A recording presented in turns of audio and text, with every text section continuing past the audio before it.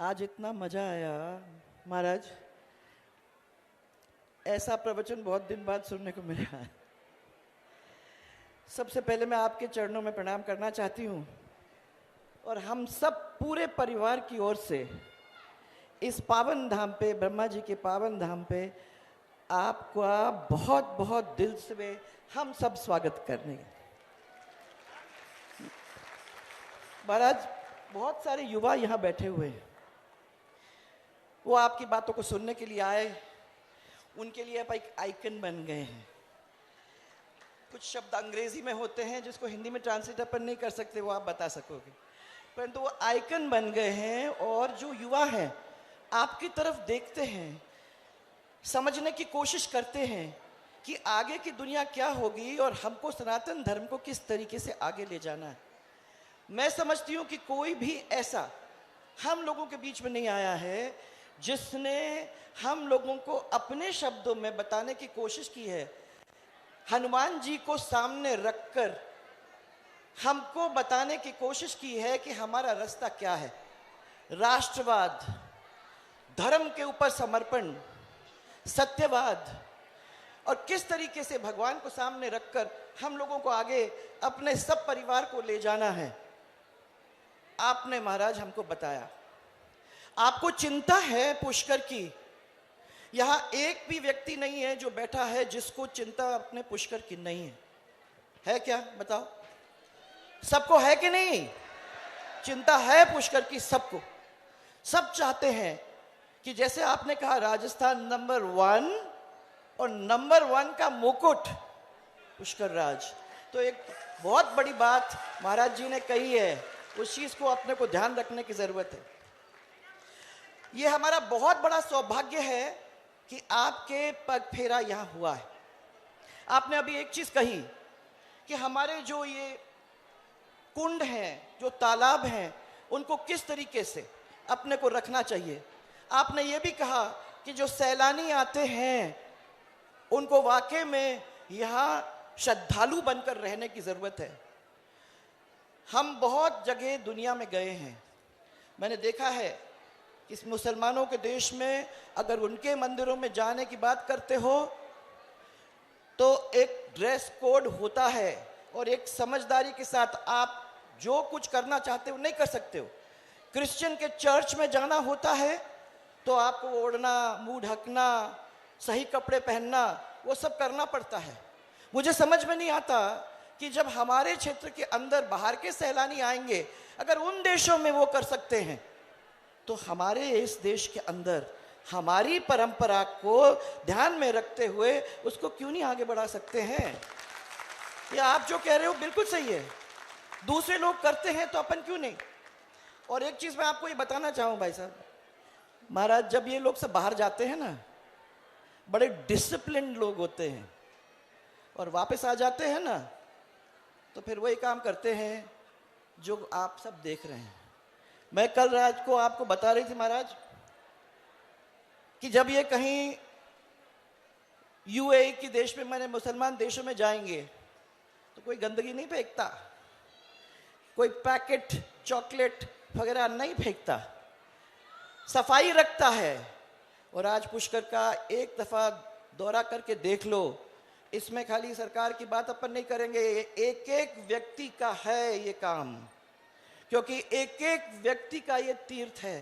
तो अगर हमारा तीर्थ है तो उस तीर्थ को हम साफ क्यों नहीं रख सकते। ये मैं बार बार आप लोगों को 12 साल से 15 साल से पूछते चली आ रही हूं। क्यों भाई, इसमें कमी आएगी? महाराज के सामने तो कह दो, कमी आएगी, आनी चाहिए, आनी चाहिए, गंदगी नहीं होनी चाहिए। क्यों भाई नहीं होगी? मैं वो देखना चाह रही थी।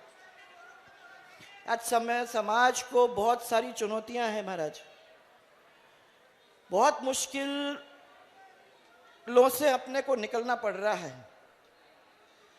इसलिए आप जैसे संतों की सख्त जरूरत है कि आप हमारे बीच में आए और आप अपने खट्टे मीठे तरीके से इनको अपनी बात को समझाने की कोशिश करें कि सही बात क्या है और उसको आगे कैसे हम लोगों को चलाने की जरूरत है।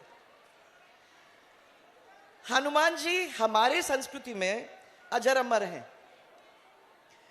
वे कर्म के, ज्ञान के, भक्ति के त्रिवेणी बताए जाते हैं। केवल बल के प्रतीक नहीं है, ये महाराज ने अभी आपको बताया, वे भक्ति के भी बहुत बड़े बने एक एग्जाम्पल है, एक प्रतीक है। और अगर जिस तरीके से उन्होंने राम जी के लिए अपना सब कुछ दे दिया, अगर हम अपने सनातन के लिए, अपने देश के लिए, राष्ट्र के लिए अगर अपन ये भी काम कर सकते हैं, तो मैं समझती हूं कि उसमें कोई गर्व करने की जरूरत नहीं है, कोई लालसा करने की जरूरत नहीं है, कोई इच्छा करने की जरूरत नहीं है। सेवा सेवा होती है, उस सेवा को अपने को प्रेम से, अंदर से, दिल से करने की जरूरत है। आखिर मैं आप लोगों को इतना ही कहना चाहूंगी महाराज, धन्यवाद आपको देना चाहूंगी, क्योंकि आपने एक और रास्ता सबको बताया है कि राष्ट्रवाद सबसे ऊपर आता है। धर्म के साथ साथ जब अपन बात करते हैं तो राष्ट्रवाद की बात करते हैं। राष्ट्र को समर्पित कर्नल सोफिया कुरैशी, आपको याद होगा जब लड़ाई हुई थी तो उसके अंदर सोफिया कुरैशी बार बार टेलीविजन पे आया करती थी, और जैसे बेटी की प्रशंसा जब हुई, आप लोगों ने मिल के आपने ये सिद्ध कर दिया कि आपके लिए सबसे बड़ा धर्म राष्ट्रभक्ति है, और उसके लिए मैं आपको धन्यवाद देना चाहती हूँ। आज मैंने सबको देखा, आपकी बात को सुनी। भैया पार्टी की बात महाराज ने कही, कौन सी पार्टी महाराज? एक तो पार्टी वो होती है जो मदरा पी के लोग हो जाते हैं, और दूसरी पार्टी वो जो आप जैसों की वाणी सुन के बिल्कुल पागल हो जाते हैं। तो आज तो हमने भी पार्टी देखी है, हमने भी देखा है किस तरीके से हाथ ऊपर करके सब लोगों ने एंजॉय किया है। हमने भी देखा है कि किस तरीके से कोई भी बैठ नहीं पाया, सब पैरों पे खड़े होकर और एंजॉय कर रहे थे।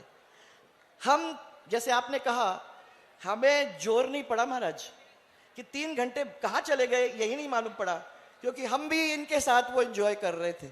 एक दो लोग मिले, वो चेक शर्ट वाले, वो बैठे हैं वहाँ, और एक और, मैं समझ में नहीं आया दोनों के हाथ उठे नहीं, क्यों नहीं उठे? या तो किसी और सोच में पड़े थे।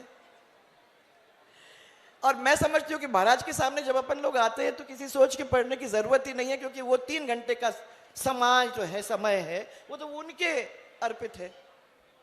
इसलिए आज महाराज मैं आपको बहुत बहुत प्रणाम करना चाहती हूँ। मैं फिर से इन सब की ओर से, हमारे परिवार की ओर से, हमारे सब पुजारी परिवार की ओर से, क्योंकि वो भी हमारे ही हैं, उन सब की ओर से मैं आपका बहुत बहुत श्रद्धापूर्वक यहाँ स्वागत करना चाहती हूँ। और मैं विश्वास करती हूँ कि ये तो नारियल लेके बैठे ही हैं सब के सब। वो तो आज भी बैठे हैं, कल भी बैठेंगे, परसों भी बैठेंगे। और मुझे बात मालूम है कि इस दिव्य दरबार में बहुत सारे लोग खुश होके जाएंगे, और कुछ लोग ऐसे होंगे जो सोचेंगे कि अगले आपका कार्यक्रम कहाँ है, वहाँ नारियल लेके अपन पहुँचे। तो ये भी अच्छी बात है। इसलिए मैं आप लोग सबको महाराज के चरणों में अपना सिर नवा के, हनुमान जी की याद करके, कि हनुमान जी ने हम सबको सब कुछ दिया है, हनुमान जी की याद करके यही विश्वास के साथ कि भले ही आज फल नहीं मिला हो, कल जरूर मिलेगा, क्योंकि उन्होंने जब चौपाई समझाई तो उसमें यह कहा है कि हनुमान आपके पीछे खड़े हैं और वो आपके दुख सुख सबको समेटकर आगे ले जाने का काम करेंगे। आपको मेरी ओर से बहुत सारा मेरा प्यार, बहुत सारा धन्यवाद महाराज। आपने मेरे को कल दर्शन दिए, आज दर्शन दिए, मैं धन्य हो गई हूँ। आपने ताराम जी महाराज को, बद्री जी महाराज को, इन सब लोगों को यहाँ बुला करके हम लोगों को दर्शन दिलवा दिए, उसके लिए मैं बहुत बहुत धन्यवाद देना चाहती हूँ। 33 कोटि ये देवी देवता, इनके भी दर्शन करने का मौका मिल गया, उसके लिए आपको फिर मेरा बहुत बहुत धन्यवाद।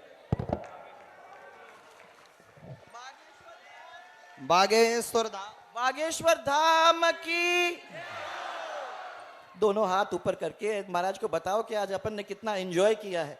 बागेश्वर धाम की, बागेश्वर धाम की, श्री राम भगवान की, बजरंग बली की, सबको बहुत बहुत धन्यवाद। बालाजी महाराज के कृपा पात्र बागेश्वर धाम पीठाधीश्वर परम पूज्य धीरेन्द्र कृष्ण शास्त्री जी महाराज का पावन संकल्प मध्य प्रदेश में छतरपुर के ग्राम गढ़ा में बनेगा विश्व स्तरीय कैंसर अस्पताल एवं रिसर्च सेंटर, जिसकी आधारशिला देश के यशस्वी प्रधानमंत्री नरेंद्र मोदी जी के कर कमलों से रखी जा चुकी है। 200 करोड़ रुपए की लागत वाले 100 बेड के इस अस्पताल में गरीबों का होगा मुफ्त इलाज। ये बहुत बड़ा अवसर है, बहुत बड़ा काम है। संकल्प बड़ा हो, संतों के आशीर्वाद हो, प्रभु की कृपा हो, तो समय सीमा में सब पूर्ण होता है। हमारे प्रियजनों, बागेश्वर धाम पूरे भारत के लोगों, अभी तक अस्पतालों में मंदिर थे, अब मंदिर में अस्पताल होगा। कैंसर हॉस्पिटल निर्माण हेतु सहयोग देकर पुण्य के भागी बने।